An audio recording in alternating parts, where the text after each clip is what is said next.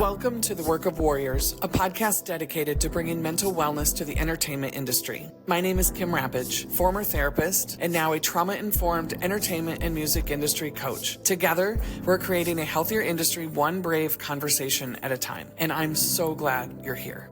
Hey there. Hi, Dr. Corey. Thank you for being here. Thank you for having me. Absolutely. Dr. Corey, you are a media psychologist, Yes. multimedia strategist, and mental health advocate. Absolutely.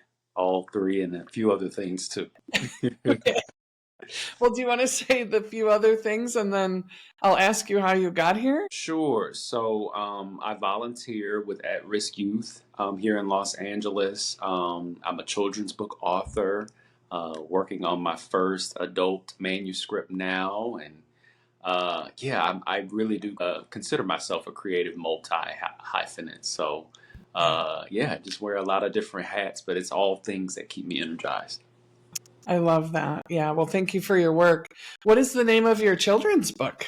It is Can I Be President Too? Can I Be President Too? Yeah, it was inspired by the election or the then candidate for presidential election, Barack Obama, back in '08. So it sort of traces the build up to his first run for presidency. And then, of course, Amazing. we see that he wins there at the end. Amazing. Yeah. I'll have to check that out. Please do. Available on Amazon. Awesome. Yeah. So this wasn't always your gig, right? Like you didn't start here. It wasn't. No, I didn't even know media psychology was a thing. I spent the first, I would say, 10 years of my post-undergraduate career in the educational publishing space, which of course is sort of what sparked me to write that first children's book and certainly really grounded me in a love for education.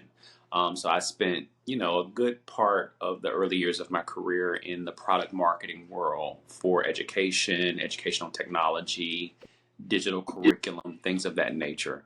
But in the midst of that journey, I decided to go back to school.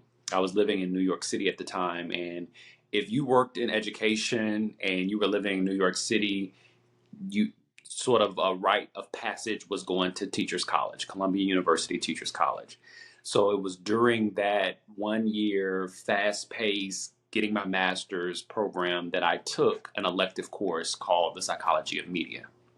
And that is what really sort of birthed this fascination about all of the possible, areas that I would be able to really be a thought leader, sort of get ahead of some of the things that I knew we were going to be wanting to make sense of.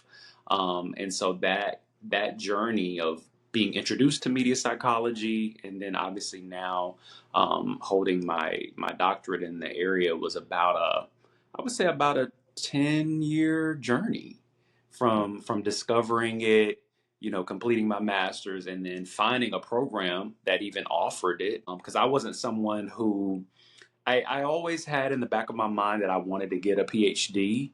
I was inspired really early as a child through the television series A Different World. And that was my first time seeing people who looked like me in such high academic positions, and so that seed was planted. And so I was like, okay, maybe one day I will get my PhD. But it wasn't until I got in that elective course that I was like, this is where I belong.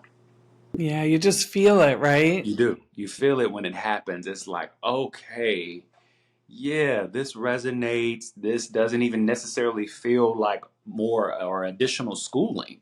It just feels like a way for me to expand what I'm passionate about, things that I feel like the world is going to need to know more about to like function at optimal level.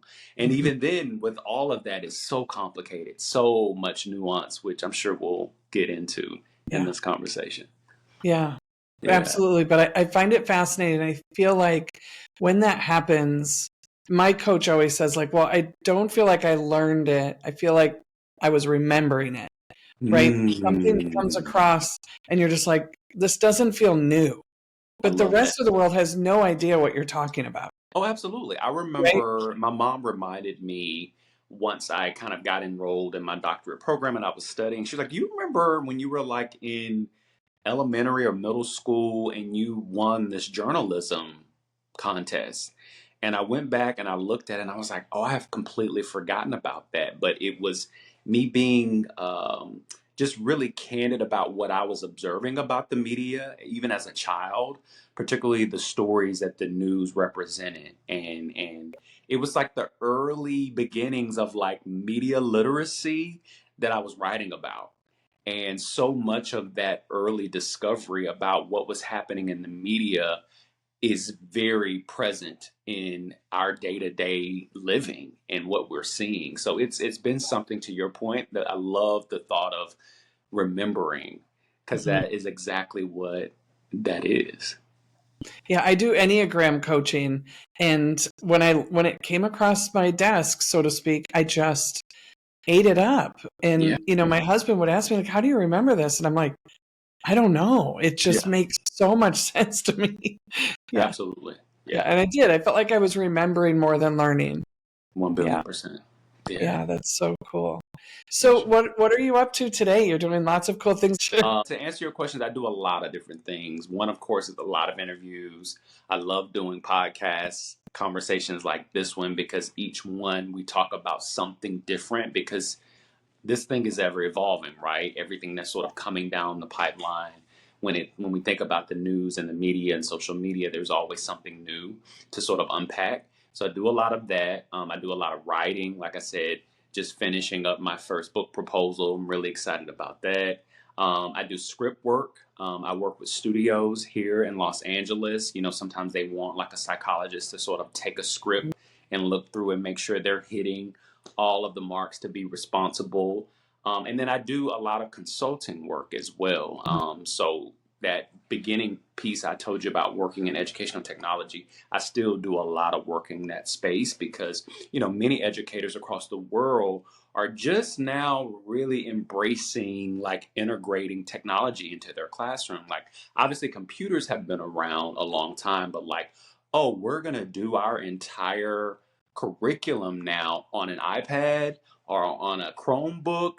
Like, that takes some professional development to really get educators to embrace that model. That's somewhat of a still a new model. So I do a lot of work in that space, and just constantly being open to the possibilities. I did a TEDx talk last year, that allowed me to really expand upon my doctoral research. So I'm always looking at ways to connect the past to the present that will ultimately, as a collective, help us move forward. Yeah. Yeah, That's amazing, and I can't think of a time where it's been needed more than now. for sure. Yeah, Most people understand why we need to maybe spend less time with the news or with media or social media. sure. And I also know the same people, sometimes myself included, but the same people who know that still struggle with that. Absolutely. And Yeah. what would you say? Like, because I feel like I work with a lot of people who they think something's wrong with them. Like, Yeah. I'm just not motivated. Yeah. What's wrong with me? Why can't I get off my phone? I think I'm addicted. What do you say to that? I love that people start with that, though. I think that obviously there's a lot of self compassion that has to go along with that sort of questioning and interrogation of yourself. But I love that people start with that, because a lot of times, and I talk about this in the book that I'm developing right now, is that we are coming to social media with a lot of stuff, right? A lot of layers of childhood wounds, trauma, rejections we never processed. And so then all of that from the billions of people who use it creates an energy, and it creates a collective frequency in which is going to make you feel a lot of different things, right? And so I am someone that I'm a huge proponent of, like, there's nothing wrong with having feelings, right? But we need the tools to make sense of that. And sometimes that tool is therapy. Sometimes that is, group settings and finding community where you might be. But within those, bubbles, if you will, you start to feel seen. Like, to your point, like, you and I aren't the only ones who sometimes feel anxious.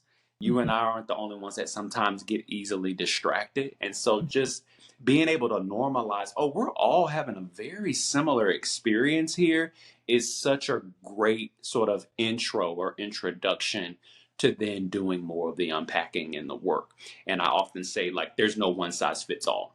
What you need in terms of discovery, healing, moving forward, moving through things might look completely different from me, Mhm. but asking that question is always a great start. For instance, people will often say, I really think social media is making me depressed. And I always say, okay, let's start there. There are some feelings of sadness, perhaps, that have emerged. And you're noticing that when you get on social media, you're being activated to maybe feel more sad, or now sadness has turned to anger, or now there's this sort of anxious feeling that you have, right? But you notice that it's more pronounced when you've had some type of engagement interaction with social media. All of that's true, right? That can be true for you. But that doesn't necessarily mean that that narrative, that story started with social media. There could be some things that you're carrying, like I said, from childhood, from your college experience, the last relationship that you're in, that, yeah, now you're coming across some things on social media that's reminding you of that pain and that experience, right? So that might mean no, social media isn't like the monster, so to speak, but it is playing a role. So yeah, maybe you need to not, unfollow some of those accounts, right? Or maybe I do need to create some distance where notifications are off. Or I create some type of media plan, which I encourage a lot of families to do, where there are certain windows of time that I allow myself to use social media, and all of that's discipline. And I think that's the tricky part about all of this, is because it's social media, we want to downplay the discipline that's required to Mhm. navigate it in a healthy way. Mhm. Can I just say thank you? For sure. I What are mean, you thanking me for? the fact, I mean, everything that I do is story motivated or trauma informed.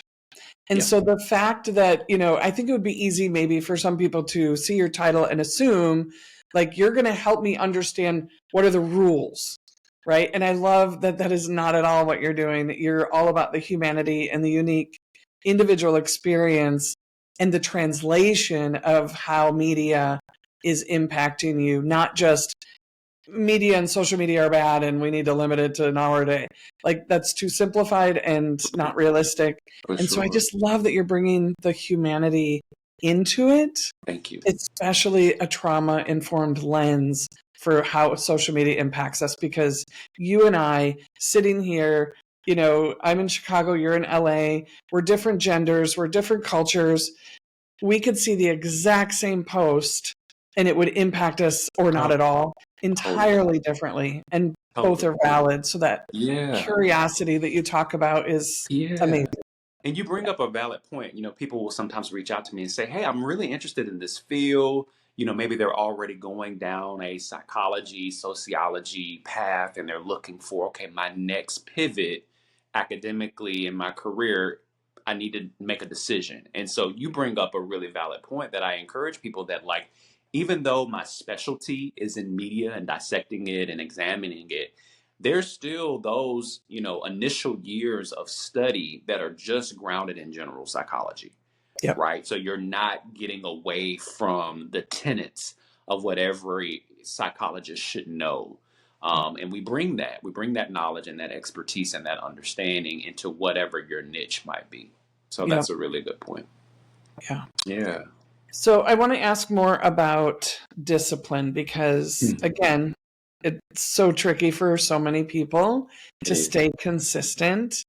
And I know for me, what I have learned over the years is in order to have consistency and discipline, I have to have that self compassion, that curiosity, that so Mhm. I'm leading me, right? The stories aren't leading me, the narratives aren't leading me, people, whatever, my triggers aren't leading me, I am leading me.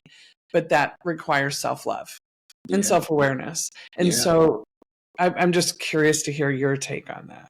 Sure. I feel like you somehow discovered a copy of my book proposal, because so many of the things that we're talking. No, it's beautiful. I love it. It's affirming, actually, We're aligned. that I'm actually hitting the sort of mark of where people are and what they're feeling, what's coming up for them. So I Yeah. love that. But I talk about how anything with like self in front of it, self love, self care, has started to get like this bad rap. And I get it because of, in a lot of ways, the media, how it's promoted that as, retail therapy and spa days, which, not knocking any of those things, right? That's part of, like, just taking care of yourself, right? Which we need to do.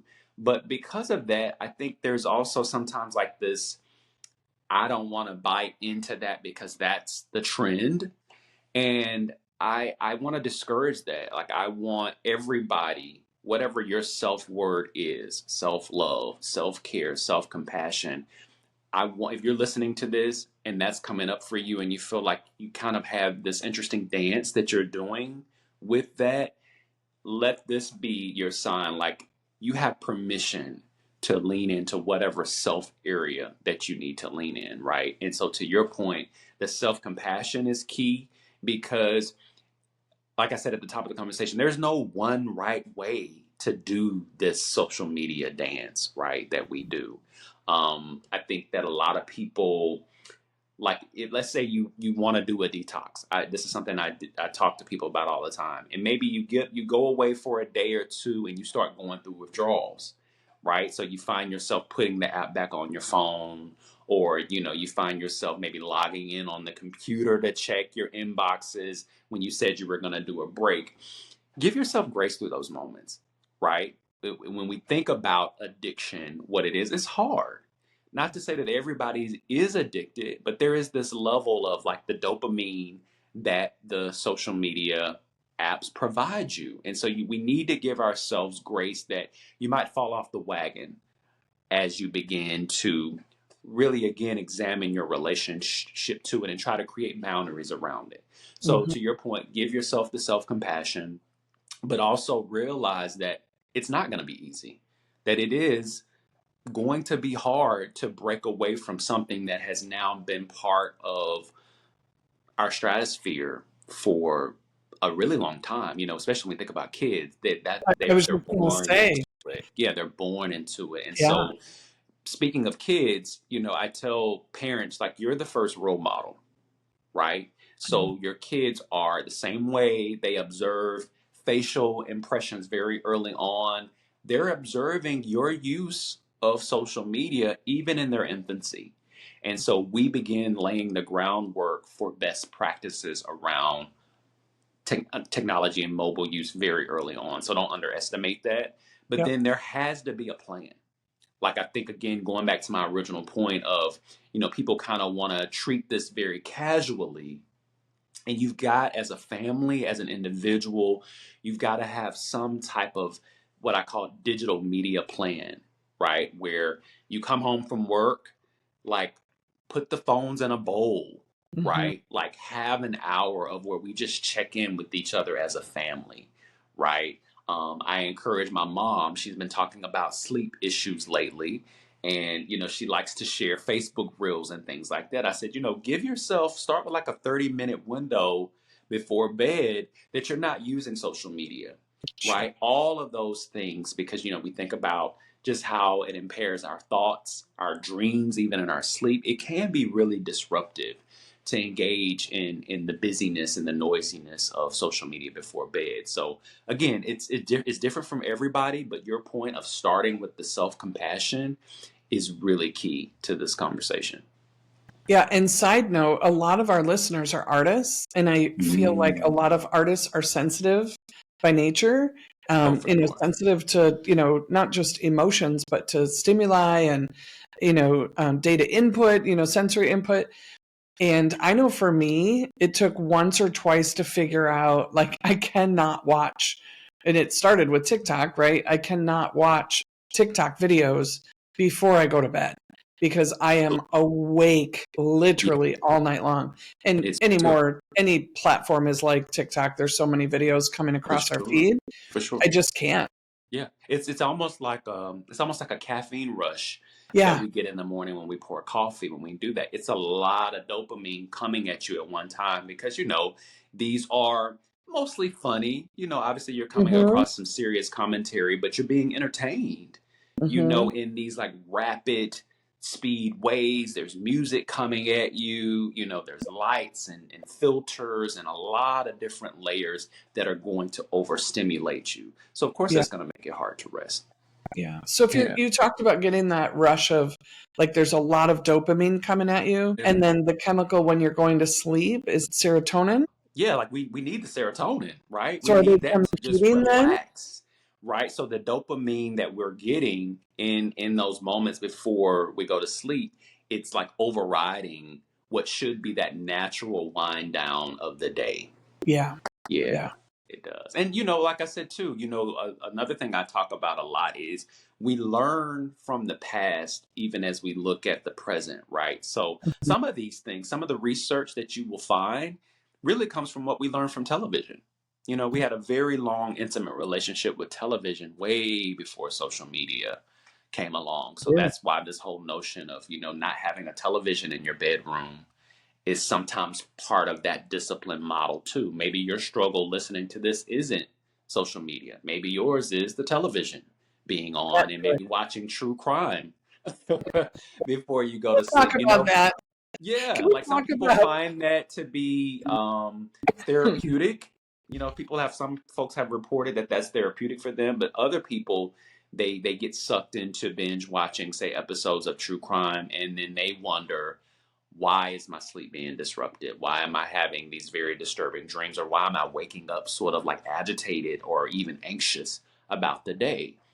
It's about what, like we say, cultivation theory is a model that we often talk about how what you're watching absolutely has an effect on your Mhm. thinking, your attitude, and your beliefs. Is there curiosity that would be helpful if someone enjoyed watching violence or true crime right before they go to bed and Yeah. find it soothing? I mean, the alarms go off for me. Yeah, Do yeah. you I want mean, to talk about it's definitely something that folks talk about and admit to, and there's this notion, like the juxtaposition of like the chaos, the dysfunction, the polarity that shows up, the violence that shows up in those shows is so counter to perhaps how your own life looks, that? right? That people, they're motivated by that. They're motivated by that contrast. But we also have to, going back to earlier in our conversation,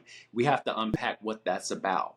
Like, Mhm, why is in my normal adult life, where I probably have maybe a peaceful home, the kids are asleep, why am I sort of clinging to that as my wind down or my therapy? mhm, And we have to, again, look at our past. Where are there areas of dysfunction in your past that you made normal? mhm, And we think like, okay, I've grown, maybe I'm in therapy and I've healed from some things, but some things are still very much a comfort blanket, if you will, a security mhm. blanket, but it doesn't mean that it's a healthy security Sure. blanket. Yeah. Yeah, you talked about the Yeah. contrast, and I was wondering about also the familiarity. Absolutely. Yeah. Yeah, Like what, and we think about that even in relationships and dating sometimes where sure. people will feel like they're bored or this guy or this girl just doesn't really have that spark for me. Then if we unpack things, sometimes maybe we came from an abusive past. And so we always were on the edge. We always had to be on. Same principles when we think about social media and television and what we reach out for as our norm. That's It's familiar to your point.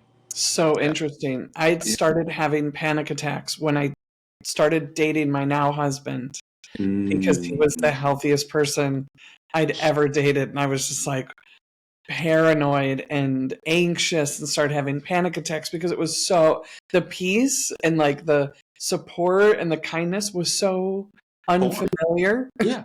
It was Very like foreign. my body didn't know what to do with that. Yeah. Another thing I talk about or have talked about a good bit on social media is, our attachment styles, right? And so many of us, I would say the majority of us, come from some place of insecure attachment being modeled for us. Do you want to go through those real quick? Sure. So you have the most, I hate to say popular, but the one that I find a lot of people that I talk to, or even if I'm just looking at a post and seeing the comments, I see a lot of people are in that anxious attachment style, right? So to your point, maybe your own personal experience, I know from mine, I there was dysfunction in my household growing up, right? Yep. And so it kind of puts you in a space of like fearing, are things okay, or trying to overcompensate to make things peaceful. That's where I see a lot of people operate in. There's also dismissive attachment style. So maybe you didn't get a lot of the love and care growing up that you yearned for and that you craved, and so that became your norm. So now what I often see is a dismissive person and an anxious person will come together in a relationship and really have to work through where both of them are sort of struggling with needing love, expressing love, and finding that balance. Then you've got the avoidant, right? The people who just like they don't want to have anything to do with love because maybe it didn't feel safe growing up. Like love always felt like maybe something you had to perform for. You just never really felt like a secure sense in love, and so you just rather just like, hey, leave me out of it because I don't trust that. And then there's also fearful avoidant, where people who grew up usually in like adverse childhood experiences or some sort of toxic environment where it was sort of hot and cold.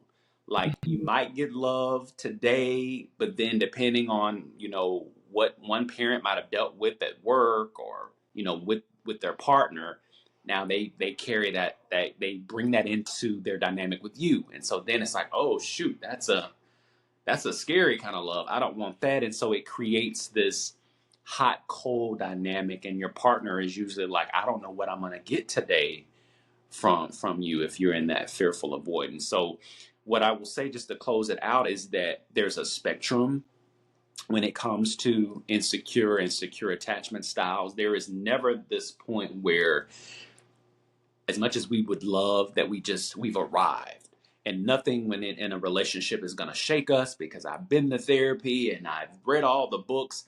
No, you're human. So again, that theme of self-compassion comes back around where you're going to say some things that you might regret a little bit later on, because we're on the spectrum where you're not always, hopefully forever, going to be deeply seated in insecure attachment, but that you will move a little bit closer through lived experience, through your vulnerability, through your self-work towards a more secure attachment style.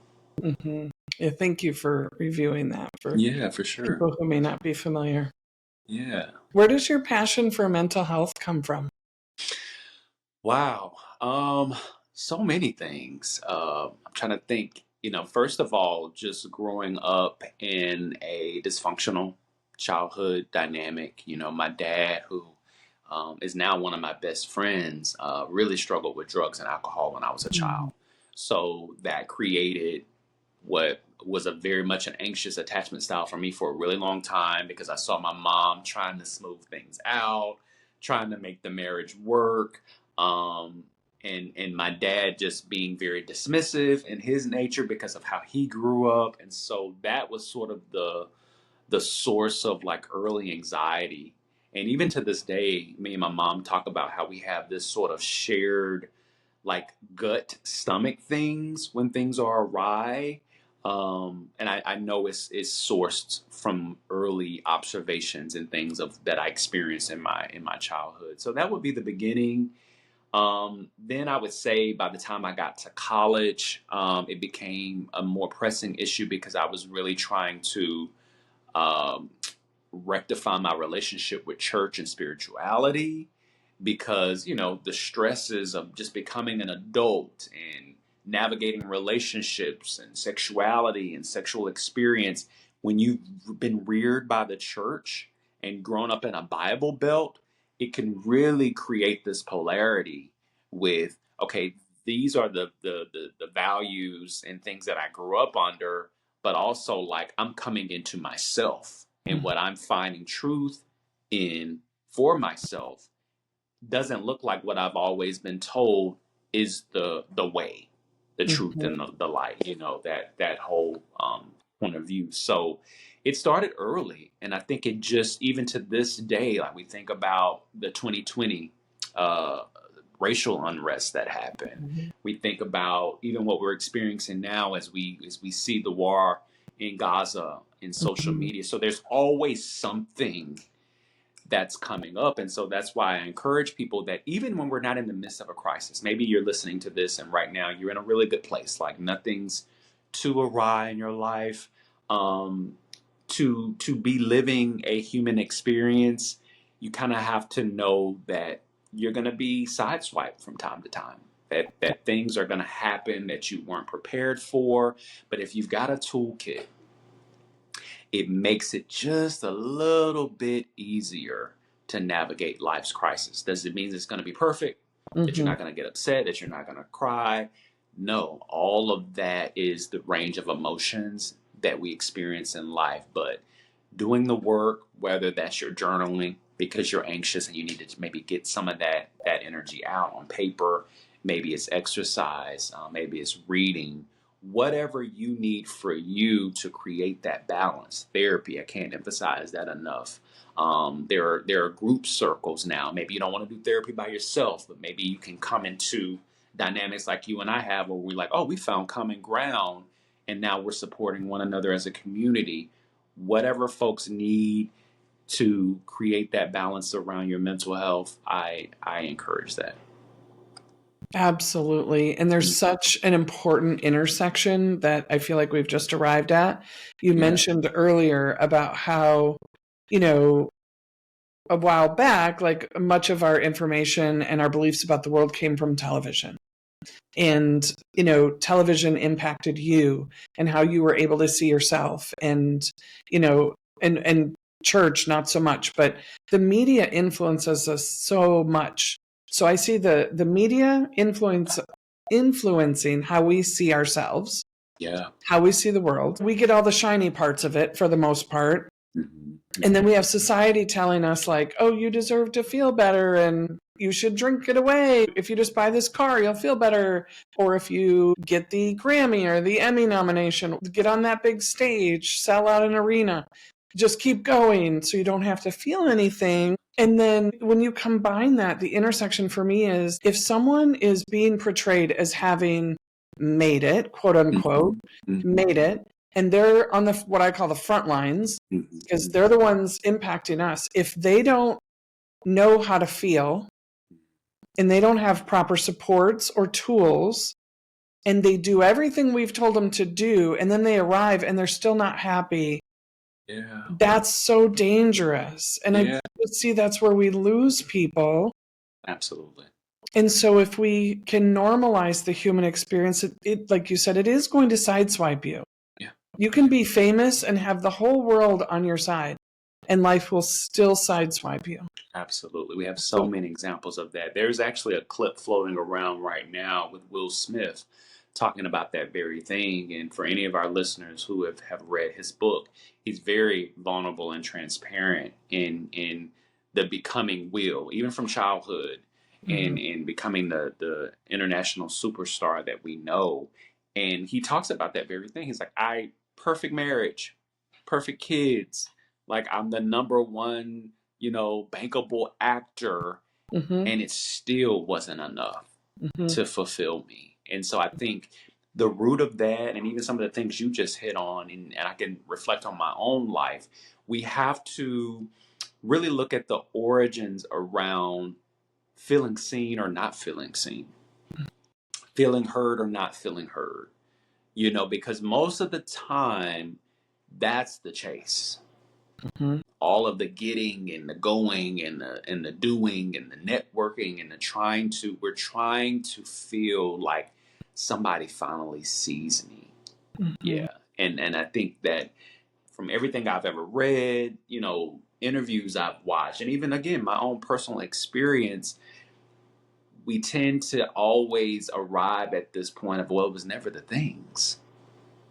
It was never the thing. It was never the job, Mm-hmm. right? It was never the relationship. It was never the car that gave me that. It was only that deeper inner knowing of who you are. And that's a lifelong process. So Yep. going back again, original point, I feel like there are themes to our conversation is, you that work is just you can't escape it. Mhm. It is the work of life. It is the discipline of and the boundary setting around social media. It is, as Kendrick Lamar says in his new song, turn the TV off. Yeah. Because what it's feeding you in this particular moment in time isn't the thing that you need. Yeah. You probably need A, B, or C, and it's different for everybody. Yeah. Yeah. Yeah. And Yeah. I feel like when we have big names, it's so important for us to hear that truth Oh, for sure. because, They're the role models. they're the They're the role role model. models. They are. They are. And And people, sometimes celebrities don't like to take onus of that. And yep, sometimes in our own, ego, we don't want to admit that. But chances are there's someone that you form what I call a parasocial relationship with. Someone who doesn't know you, but you know them, and you've adopted certain ideals and beliefs about them through this perception you've made that becomes your standard. sure. If I could have her body, if I could Mhm. have his muscles, and sometimes it's not always conscious, but Mhm. there's this image that you have or that you're maintaining as what you're striving for, and whatever that ideal is could slowly be killing you, Mhm. if in no other way but just mentally, emotionally. Yeah. Yeah. Well, like I said, it's dangerous. It's dangerous for that person.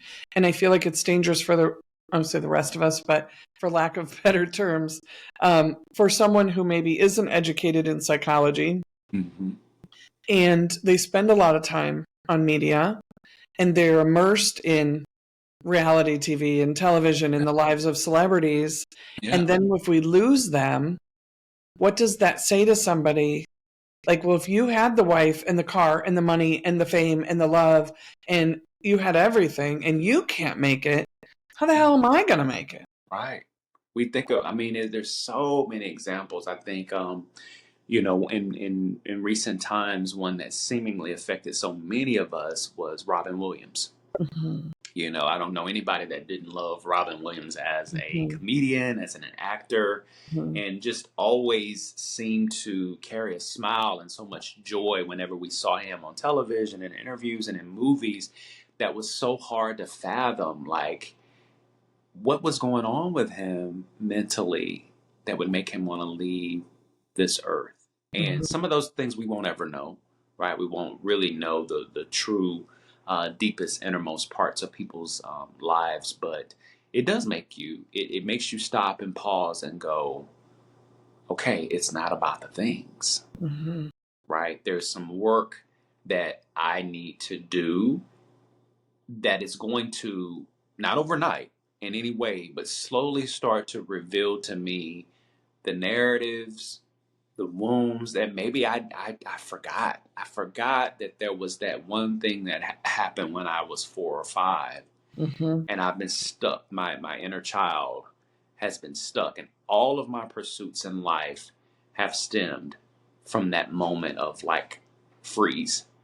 And Mhm. so we develop these coping mechanisms, right? Social media is one of them. It serves as a distraction from the discomforts of life. Yeah. Yeah. That is one of the things that I help people work on, but I also hear just in everyday life and even on social media, like so many people still subscribe to this idea that distraction is the answer. Yeah. Do you Yeah. want to speak to that? It's easier.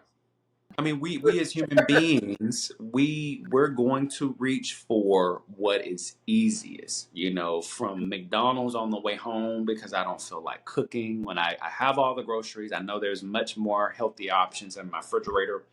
I don't want to do it, right? To I have this book proposal that I've been saying I want to turn in, but I just spent the last hour scrolling, right? Like, it's easier to do. So of course we do it. But, as I often say, like everything that's really amazing and great about your life usually comes from going against the grain of what you've always done. Yep. Like if we get really honest, whether it's the weight loss journey, whether it's completing the script, whatever, you got really serious, you became really disciplined, you set some boundaries, and you got it done, and you're grateful that you did it.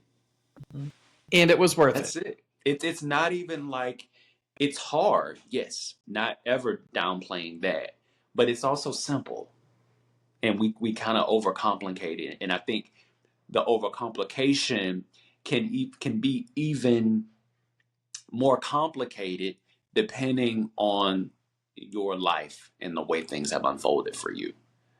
People who may not have had the most adverse childhood experiences and dysfunctions, they probably don't need the same coping mechanisms that you do, right? So we also have to normalize that. I think in being humans and looking for connection and belonging, we sometimes want to have this like shared experience, and we all, through so many similarities, have pretty unique experiences that require now a unique approach to move through Sure. them to the other side. Yeah. Yeah, and we don't want to overemphasize the shared experience to minimize somebody else's individual experience and now their coping mechanisms or their responses. Yeah, for sure. So, yeah, individual and collective. Exactly. And not underestimating how one is constantly influencing the other. I talk about that in the book proposal too, that like, we come into social media, like we said at the top of the conversation, we each bring whatever things. Like you may have had a really rough morning with your partner or a rough night with your partner. Somebody cut you off in traffic. And the first thing we're reaching for now is social media. Yeah. And so what type of energy do you think you're going to bring into that space if that's been your experience? If you've never felt a sense of like that people respected you or really listened to what you had to say, you're always going to be on defense. And we're going to see it in the comments, and I could go down this rabbit hole all day, but yeah, that's it. That's the sort of granular process that this thing takes, is dissecting where am I at? Like, okay, I woke up this morning. Was the first thing I did was reach for my phone? Or if you're someone who practices gratitude, did you acknowledge that you're now in a new day? Have you given yourself a chance to like just stretch, maybe drink a glass of water before you get into, let me respond to this text message. Let me respond to this email. Okay. Oh, I got this notification from Apple News. What's this news story about? You've got to get grounded at the top of the day. And at the end of the day, you've got to take time to come down from all of the wars of this world that would have showed up in that day. It's that type of balance. Yeah. And this isn't me preaching something that I don't have to practice. I'm always very candid about everything that I'm saying to our listeners. I'm having to do myself. I'd be lying if I say I don't get triggered from certain, social media comments and things like that. Or just, it may not even be something I've posted, but I'm reading and I'm like, that's not how that went or how that goes. And then needing to not, bring therapy into situations with people who, I don't even operate in the therapy space. I'm a coach. And so it takes all of this sort of like attunement. Yeah. To really be able to navigate this thing in such a way that it doesn't overwhelm you. A lot of artists struggle with, and even myself, I've struggled with this. The artist who says, if I didn't have to have followers, if I didn't have to put out my tour schedule, I wouldn't even have social media. Yeah, for sure. And I have thought that by myself. Like, I just want to coach. I don't want to navigate, the algorithm. Yeah, for 1,000,000,000%. And so I'll give you a couple of different angles to this. First of all, in full transparency, it's something that I struggle with. I am someone Thank as a you. media psychologist who loves meeting people where they are and feeling like I'm offering them something to help better their lives. Social media is a great conduit to that, right? And I Mhm. love that. But me at the core of who I am, I don't really want to be on like that. I really like, I grew up as an only child. I'm a Sagittarius, so I'm very independent. I can kind of create my own world outside of the rest of the world, and I sort of thrive in that space. But it isn't realistic really for my purpose, my calling, and the work that I want to do in the world. So I have to find that balance. But so that's part of it. But what I found for me oftentimes is using the tools, like again, going in, scheduling a few posts so that if I want to say, you know what, I'm not doing it today. I'm going to give myself 24 hours and I'm not doing it. Well, the post is out there and people will leave comments. And when I log back in on tomorrow, I can reply and respond to people, right? Discipline, like I talk about. Another friend of mine, she's notorious for taking breaks away, like months at a time. And she just told me recently, she was like, somebody, instead of, just DMing me, they clicked on my email on my profile, emailed me. I'm still checking my email. And she booked a brand partnership because somebody emailed her. So this notion that I'm going to miss out on all of these opportunities, your opportunities are still going to find you, Mhm. right? And so everybody again has to sort of take the approach that makes sense for them. If you're already finding that the bulk of your revenue that you make as a business owner is coming by way of you interacting with people via your DM, okay, that's a lifestyle thing. That's your salary. That's how you make money. You probably got to be a little bit more in tune with checking in. But if that's not your story, then you've got to interrogate, well, why do I have such an attachment to it? It isn't like my business is booming because I'm responding to all these DMs or because I'm Mhm. constantly in the comments replying to people. Mhm. We've sort of sold ourselves on that as a point of use when it comes to being on social media. Mhm. But I think it's time that we sort of interrogate how much of this is actually necessary. You know what I'm saying? Like this, we think about this podcast we're doing right now, right? There'll be a point where it'll be edited and we'll put it on social media and we hope to create some engagement and some community. So the day that drops, sure, I need to sort of be attuned to what's happening. We also know that plays into the algorithm, right? So there's those things that we have to take into consideration as a business owner. So I never want to negate that there's sort of this game that Yeah. we have to play, but Yeah. it's also not this black and white detrimental thing that, yeah, like I had Mhm. to be on social media 7 days a week, at least 2 hours a day for my business to grow. Yeah. That's probably not how that is unfolding. Yeah. Yeah. Yeah. I never have a feeling of they don't post enough. And if Yeah. they're genuine and they're themselves and I mean everything is we're so inundated like sometimes no offense to anybody, but we don't notice when people go away. We We don't. notice when they come back. We do. And if they're genuine and they're honest, they're like, hey, I took a break for a week, I took a break for a month, but here's my tour schedule, or here's my new film, or here's my new offer. It's like, oh, cool, I missed them. For sure. You even speak to the transparency around that. Like what really works for a lot of entrepreneurs is if you're going to take a week off, maybe you're going on vacation. You're like, I'm going in airplane mode for 2 weeks. If you put that on a post or a story and just let people know, hey, I'm taking a break, but if you are interested in working with me, please email me. Here's my website. Like if you just give people a window of access for you or to you, nothing's lost. But you Yep. have to put those kind of systems in place, right? Sure. Make sure your website is up to speed and Yep. all of the links are working so that people can get in touch with you. But we've made it be as essential as it is, Hmm. right? So that means that we also get to decide it's not as pressing as I've Yeah. been making it out to be. Yeah. Yeah, It's not as urgent, I think, as exactly. most of us. It's For not most of us, right? Like you and like I think it's beautiful when these moments happen and we find each other, right? Like it's just it was something that happened organic. And that's where the real beauty lies. If somebody reaches out to me or I stumble onto somebody and they may not have even posted anything within the last couple of weeks, but their work was speaking for them.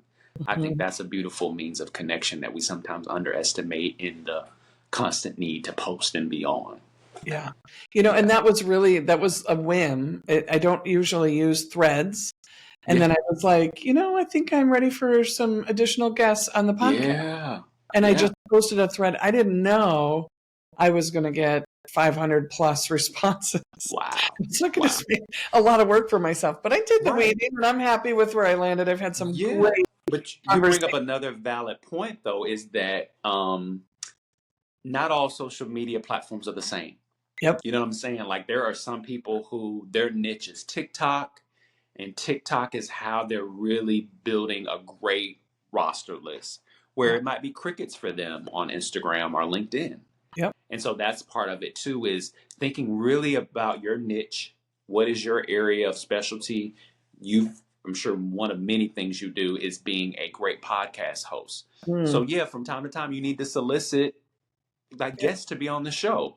Yeah. Threads, proven, anybody listening, a great way. And I see it all the time. People are like, "Hey, I'm new to LA and I'm looking for like a writers community. Let me know." And like flooded with people being like, "Hey, we meet on Wednesday nights. Oh, we do a virtual Zoom every Saturday morning." You find your community, but it will vary depending on the platform, and that's okay. Sure. Yeah. Yeah. That's Yeah. amazing. So you can answer this or not, but Okay. I always say answer whatever you're comfortable with. Have you wrestled with your own mental health? Absolutely. So, I identify as queer, and so in my college experience, that was like my first time, like being away from the church pressure, Mhm. that I had felt so much growing up, and exploring what that meant for me. And that was a time for sure where I had the suicide ideation come up for Mm. me because I couldn't reconcile everything that I had been taught and conditioned to believe, which was mostly that if you weren't completely heterosexual, you were going to burn in hell, right? Mhm. And so there was, a few years of that where I was just like, it's if I'm going to disappoint God and I'm going to disappoint everybody who's loved me Mhm. and reared me and cared for me, what's the point of being here? And Mhm. it wasn't until becoming vocal about that I found my community, that I felt like, oh, I'm going to school with a lot of people who have my same sort of trajectory. We're all in a very similar boat, right? So just Yeah. finding safe places to talk about what I was dealing with, having friends who I'd grown up with who maybe that wasn't what was coming up for them, but something else was. We all kind of were like finding like we're all these misfits in this kind of way. Mhm. And that was really helpful. I think a lot of times when people, for example, experience suicidal thoughts, the very most heavy thing you feel is I'm all alone and Yeah. that nobody's going to understand what I'm dealing with or what I'm going through. So that for sure was like the very first, like, big major, even being able to understand why somebody would take their life.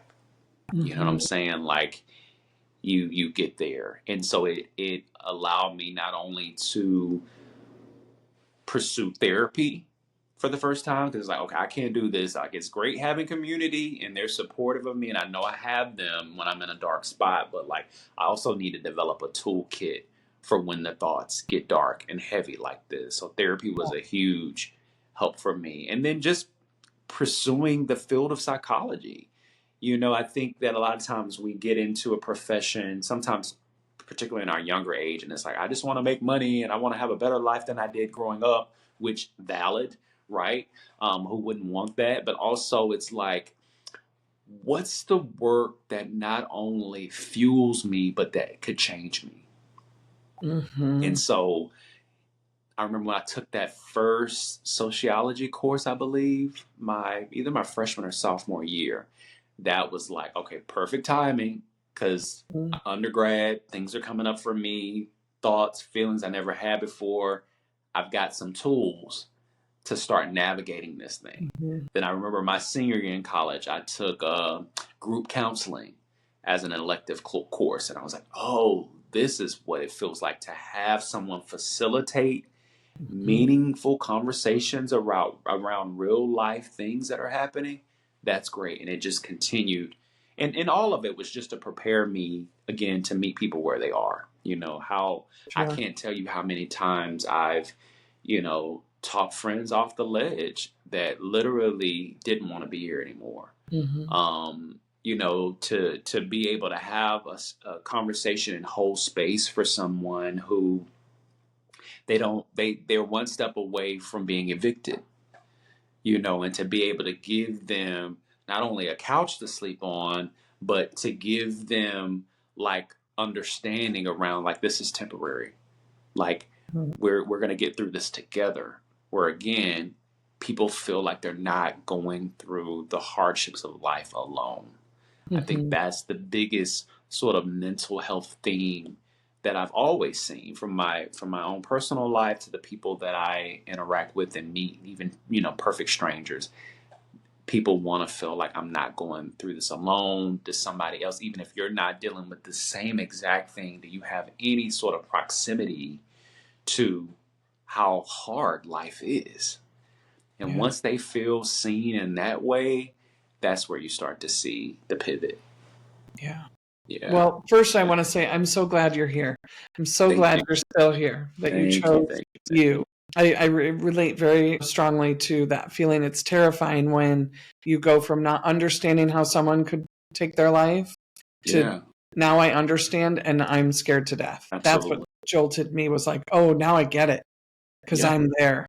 yeah, Um, for sure. and that was, that's a big reason for the podcast, is Hmm. because I think people who struggle with the dark, or they struggle with their dark thoughts, or they, someone, as with complex trauma, has a Hmm. hard time staying regulated. They may act out more, or, have big emotions, and they Yeah, think something's wrong with them.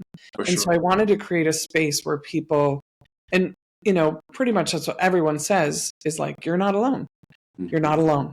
And I Hmm. just, not that I want to normalize, like that's how we want people to feel, obviously, but I want to normalize the humanity of feeling that way, and that you are not alone, and that through community, through resources, through connections, through Through your share, work and through your work, through your like work. being a creative, I Yeah. believe, is one of the best outlets for expression, whether Yep. it's sadness, anger, grief. It Yep. might be in writing a song, singing a song, writing a book, writing a script, that you get to release that. And when we do that, that to me, that's where the real magic happens, because how many of us have read a book or been to a movie It and changed it's their like, life. this is literally Mhm. my life. So sharing it, telling people what you're going through, as hard as that can set so many people free. Sure. Yep. Agreed. Yeah. Thank you. Thank you. This has been such a beautiful conversation. Just one more question. What do you Sure. do on a regular basis to protect your own mental health? Like, do you have non-negotiables? I know you talked about discipline. Do you have other things that you do? Yeah, like my toolkit is pretty expansive at this point. It's do not disturb on my phone. It is not feeling like I have to answer every phone or text immediately when it comes through. Because like you said earlier, there's all of these things that want to create a sense of urgency in our lives that it's not urgent. You know what I'm saying? Like something one of my friends helped me with a few years ago, because again, me being an only child, I've always leaned very heavily on my closest friendship circle, because like they're my family. Mhm. And I remember she said one time, she was like, and I know people probably feel some kind of way because I'm always on do not disturb if they were in emergency. She was like, but if you're in emergency, like, what can I do?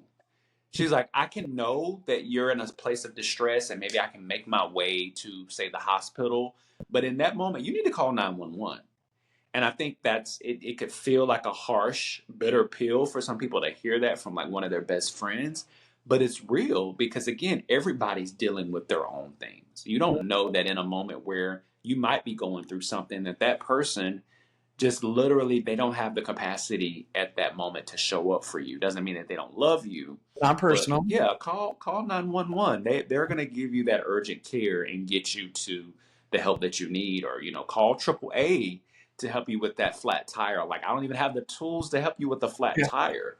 Like Yeah. it becomes that granular. So I think going back to your question, just having a toolkit of things. Your toolkit can consist of boundaries, things like you said, non-negotiables, like no, I'm not doing that, saying no, um, having at least one person maybe in proximity that if something went down they can get to you, like you Mhm. create that toolkit to be what you need it to be.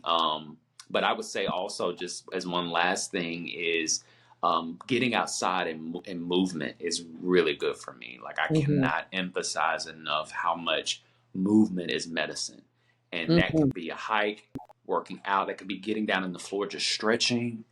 Yeah. Um, Again, whatever you need for you. Your Mhm. toolkit is unique to you. Yeah. What is one? I know I said I only had one more question. I have more. It's If okay. you give a good answer, then I have another question. For sure. Um, what is one non-negotiable that you have that you refuse to let go of, but you just wouldn't have your mental wellness without it? It's from Maya Angelou. It's like when someone shows you who they are, believe them.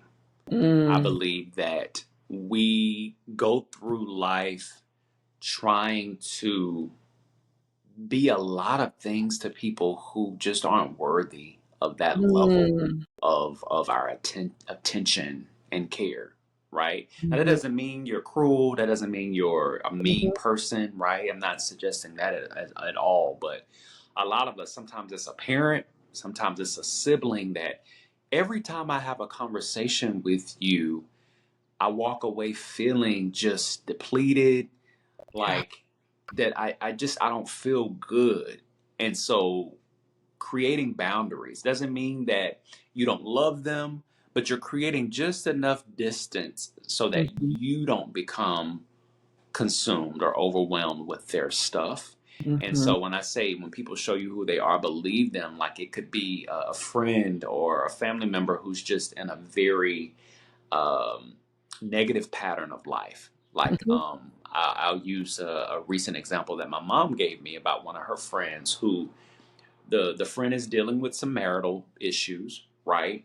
And so every conversation she calls and wants to have with my mom has to deal with that. And my mom feels like I've given her so many tools, Corey. I've recommended books, podcasts, mm, I've sent her blog, I've done all of the things. She's choosing not to use these tools, but she wants to consume my time and energy to rehash the same conversation. So I said, okay, she's showing you who she is in this season. Doesn't mean she'll always be here, but you've got to give that relationship some time and some distance, because otherwise you'll end up resenting her, and then the friendship will be completely null and void. And mhm, so that people showing you who you are, who they are, and believing them, that works across in so many. It might be red flags that you're getting from a new dating relationship. mhm, It might be, someone at work that you notice, like, gosh, every time I see this person in the cafeteria, or it's always the same sort of negative thinking and and I find myself going down this like rabbit hole or spiral when I talk to them. mhm. Those are the signs to sort of be aware of. So that's one of my biggest non-negotiables, is I'm not going I will hold space for you, but there'll be a time limit on that as well. If I see that you aren't doing your own work and I'm Mhm. sort of doing the work on your behalf, that doesn't benefit you and it's depleting me. So that, I would say, that's probably my primary, particularly at this age. Yeah. Brilliant. Do Yeah. you find that, given that you're a psychologist, and I mean, you're not just a psychologist, not that Yeah. there's anything wrong with that, but you're even so much more, and just your energy is very magnetic. Do you Thank you. find that you have to have that boundary Oh, absolutely. around, like, I'm Because not since everybody's therapist, I'm not everybody's coach? 1 billion, because Yeah, since same, childhood, I remember same. my mom put me on a plane for the first time by myself when I was 10 years old. which was one of the best gifts she could have ever given me. And I remember even then, like I would be sitting next to someone on a plane who was my parents' age, if not older, and they'd want to just share their whole life with me. And I'm like, I'm a kid. Like, why are they telling me all of these things? And so I had to start sort of building that muscle early on of like, I will say hello and I'll be friendly, but I kind of have to create these conversational blocks, if you will, or pivots in conversation so that people don't just completely dump all of their stuff on me every time we talk. And it's not an easy thing. Like going back to our earlier message about all of this stuff is that it takes work, because you do want to protect your mental health. You want to be able to, I can't fill anybody else's cup up if mine is empty. So you have to be cognizant of the nuance of just doing relationships with people. Yeah. Yeah. Yeah. So much goodness. Is there anything else that we might have missed that you would like to say? I just want to encourage people in this day and age of just constant stimulation, whether it's social media, the latest, best television show or movie that people are raving about, to really get clear about what you need in the season of life that you're in. Maybe that particular show and the topic isn't good for your mental health right now. Maybe it is going to be triggering for you to watch that. I think we all could use less time on social media. I don't care who you are, what walk of life, we all could use less time there. So just exercising that, right? Meaning maybe tonight it's like, okay, I have noticed that I'm like literally falling asleep with the phone in my hand. Something a good friend of mine encouraged me to do years ago. This was before I even became a media psychologist, but something that I still practice to this day is plug the phone in the next room over. If you've got an alarm set on it, you're going to hear it, right? But do you need that phone to be right next to you on your nightstand? So just those sort of, they're micro steps, but they can have a macro outcome. Mm-hmm. If you're willing to lean into the discipline. This is about everything we've talked about on this podcast today. It's about building good habits, better habits, right? Better habits with ourselves, with others, and certainly with technology and media. Yeah, such good stuff. Yeah. Something I think every single person, artist or not, can relate to. Absolutely. So for real this time, one final question. Okay. Final parting words for someone, for an artist who may be in the dark, struggling with their thoughts and thinking like, I don't even know if it's worth it. First of all, it's worth it because you're worth it. Whatever it is you're working on. And be clear about the fact that what you're working on may just be for you. And that's humbling in a sense. You're like, wait, all of this work and time and energy because of you're being stretched and you're being strengthened. You're being supported by a podcast like this to bring that thing to pass. And maybe that thing is just for you. Maybe it's just for one other person. I can't tell you how many times over the years I put something out and, again, based on algorithm, maybe it was the content itself. It just didn't go far. Somebody will reach out and say, oh my God, I just stumbled across this video you put out like a month ago and it really spoke to me to where I was today. If we can do more of that in society, we're going to be okay. So again, whatever it is, you're feeling like you're not worth it, you are so worthy. The gifts, the talent, the idea, the brilliance of you is needed. You're needed. It's needed. Keep going. Thank you. Thank you. Thank you, Dr. Corey. I look forward to keeping in touch. Kim. When artists are well, everybody wins. If today's conversation resonated with you, head over to kimrappage.com where you'll find tools and resources to support your mental wellness journey. For questions about private coaching, speaking engagements, or being a guest on the podcast, email me directly at kim@kimrappage.com.